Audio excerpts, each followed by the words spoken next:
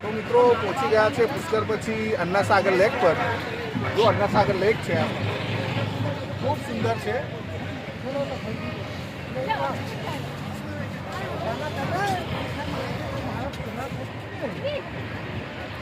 મારી પાછળ જુઓ, લેકમાં પક્ષીઓ પણ એટલા બધા છે અને એનું જે મોહક વાતાવરણ છે ને, આનંદ એકદમ આનંદ થઈ જાય છે, મન એકદમ પ્રસન્નિત થઈ જાય છે.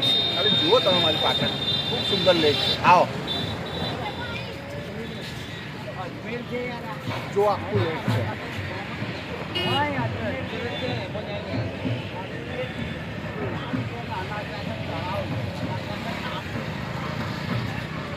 પક્ષીઓની કલવલ, શાંતિ, આનંદનો અનુભવ મિત્રો.